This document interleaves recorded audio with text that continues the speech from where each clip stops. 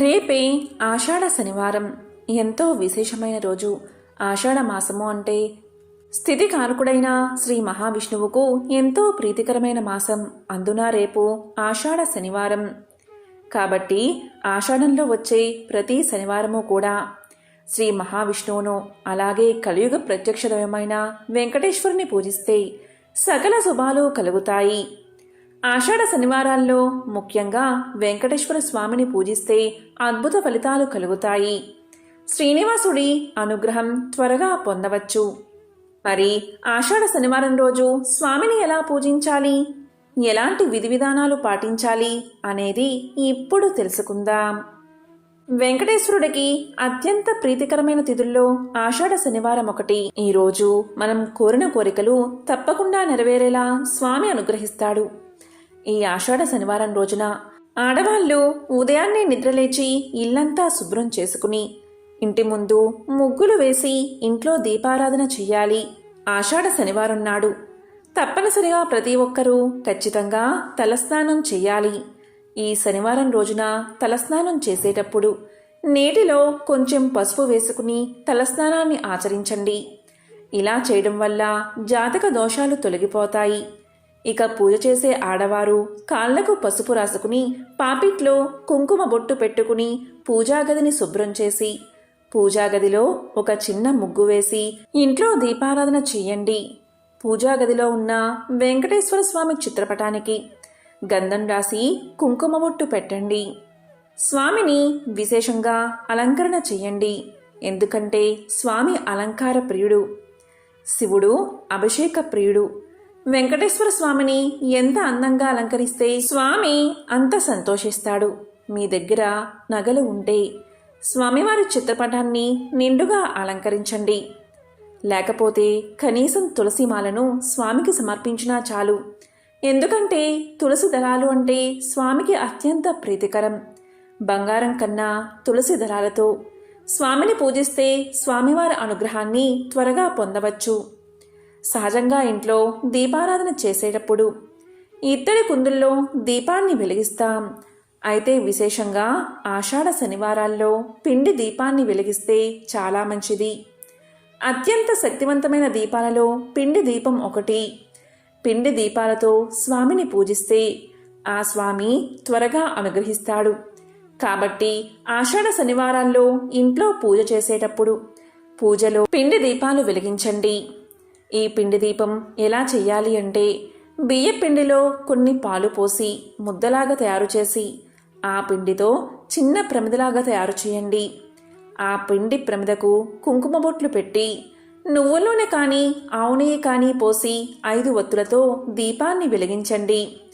పిండి దీపానికి ఒక పుష్పాన్ని సమర్పించి దీపానికి నమస్కారం చెయ్యండి. ఇక మీ పూజా గదిలో తప్పనిసరిగా ఒక రాగి చెంబును పెట్టుకోండి. రాగి చెంబులో నిండుగా నీళ్లు పోసి ఆ నీటిలో 2 తులసి ఆకులు వేసి ఆ రాగి చెంబును పూజా గదిలో పెట్టండి. పూజలో ఉండే దైవశక్తి అంతా ఆ నీటిలోకి చేరుతుంది. కాబట్టి ఇంట్లో దీపారాధన పూర్తయిన తర్వాత పూజా గదిలో ఉన్న ఆ నీటిని ప్రతి ఒక్కరూ కూడా తీర్థంలా స్వీకరించండి. ఆ తీర్థపు నీటిని తాగితే స్వామివారి ఆశీర్వాదం సులభంగా ప్రాప్తిస్తుంది.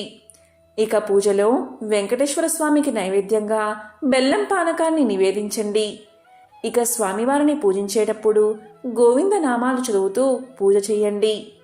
ప్రతి ఆషాఢ శనివారం నాడు గోవిందనామాలు చదివితే స్వామివారు సంతోషించి మీ ఇంట్లో సిరుల వర్షాన్ని కురిపిస్తాడు. ఇక గోవిందనామాలు చదవలేని వారు ఓం గోవిందాయ నమః అనే మంత్రాన్ని చదువుతూ స్వామివారిని పూజించవచ్చు. ఇక వెంకటేశ్వర స్వామికి అత్యంత ప్రీతికరమైన వాటిలో ముద్ద కర్పూరం ఒకటి. కాబట్టి స్వామివారికి ముద్ద కర్పూరంతో హారతి ఇచ్చి 3 ప్రదక్షిణలు చేసి స్వామికి నమస్కారం చెయ్యండి. ఇక పూజ పూర్తయిన తర్వాత ఇల్లంతా సాంబ్రాణి ధూపాన్ని వేయండి. ఆర్థిక సమస్యలతో బాధపడేవారు ఈ ఆషాఢ శనివారం రోజున ఒక కొబ్బరికాయ తీసుకుని కుంకుమతో స్వస్తిక్ గుర్తును దాని మీద వేసి మీకున్న ఆర్థిక సమస్యలన్నీ వెంటనే తొలగిపోవాలని స్వామికి నమస్కారం చేసుకుని ఆ కొబ్బరికాయ పగలగొట్టండి. ఇలా చేస్తే రుణబాధలు తొలగిపోతాయి. మరీ ముఖ్యంగా ఈ ఆషాఢ శనివారాల్లో రావి చెట్టును తప్పనిసరిగా పూజించండి. ఎందుకంటే రావి చెట్టులో త్రిమూర్తులు కొలువై ఉంటారు. కాబట్టి ఈ ఆషాఢ శనివారం నాడు రావి చెట్టు వద్దకు వెళ్ళి రావి చెట్టు దగ్గర దీపాన్ని వెలిగించి రావి చెట్టు చుట్టూ ప్రదక్షిణలు చేయండి. ఇలా చేస్తే మీరు కోరిన కోరికలు తప్పకుండా నెరవేరతాయి. సంతానం లేని వారికి సంతానం కలుగుతుంది. ఈ ఆషాఢ శనివారం రోజున మీకు కుదిరితే ఏదైనా విష్ణు దేవాలయానికి వెళ్ళి ఆలయ ధ్వజస్తంభ సమీపంలో ఒక నెయ్యి దీపాన్ని వెలిగించండి. ఈ శనివారం రోజు పొరపాటున కూడా నూనె కొనకూడదు. అలాగే తోటకూర తినకూడదు. నలుపు రంగు వస్త్రాలు ధరించకూడదు. భార్యాభర్తలిద్దరూ బ్రహ్మచర్యాన్ని పాటించాలి. సొంతిల్లు కట్టుకోవాలని ప్రతి ఒక్కరికి ఆశ ఉంటుంది. మీ సొంతింటి కల త్వరగా నెరవేరాలి అంటే ఈ ఆషాఢమాసంలో గోవును పూజించండి. గోమాతకు ఆహారాన్ని తినిపించండి. గోమాత చుట్టూ ప్రదక్షిణలు చేయండి. ఇలా చేస్తే మీ కల త్వరగా నెరవేరుతుంది. ఇక ఆషాఢమాసంలో చేసే దానాలకు విశేషమైన పుణ్య ఫలితం లభిస్తుంది. ఈ ఆషాఢమాసంలో తప్పనిసరిగా ఆడవాళ్లు చేతులకు గోరింటాకు పెట్టుకోవాలి. ఆషాఢమాసంలో చేసే దానాలకు విశేషమైన పుణ్య ఫలితం ఉంటుంది. అయితే ఈ ఆషాఢమాసంలో ఎలాంటి శుభకార్యాలను నిర్వహించకూడదు. శక్తి స్వరూపిణి అయిన పార్వతీమాతకు నిమ్మకాయ అంటే చాలా ఇష్టం. కాబట్టి నిమ్మకాయతో చేసే పరిహారాలు కూడా చాలా శక్తివంతమైనవి. ఈ ఆషాఢ శనివారం రోజున ఒక గాజు గ్లాసు నిండా నీళ్లు పోసి ఆ నీటిలో ఒక నిమ్మకాయ వేసి మీ పూజా గదిలో పెట్టుకోండి. ఇలా చేస్తే అష్టదరిద్రాలు తొలగి అష్టైశ్వర్యాలు కలుగుతాయి. ఈ ఆషాఢ మాసంలో తప్పనిసరిగా పుణ్యక్షేత్రాలను దర్శించుకోవాలి. ముఖ్యంగా ఈ ఆషాఢ మాసంలో 7 శనివారాల వ్రతాన్ని ప్రారంభిస్తే ఆ శ్రీనివాసుడి ఆశీర్వాదాన్ని సులభంగా పొందవచ్చు. అదేవిధంగా ఈ ఆషాఢ శనివారాల్లో సాయంత్రం సమయంలో శివాలయానికి వెళ్ళి శివుడికి అభిషేకం చేస్తే సకల ఐశ్వర్యాలు కలుగుతాయి.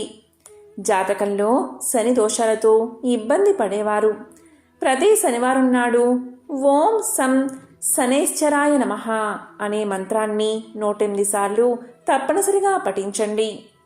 ఈ ఆషాఢ శనివారం రోజు ఇలా చేస్తే చాలు, మీకున్న ఆర్థిక ఇబ్బందులు తొలగిపోయి సకల శుభాలు కలుగుతాయి. ఓం నమో వెంకటేశాయ. ఓం నమో నారాయణాయ. ఓం నమః శివాయ.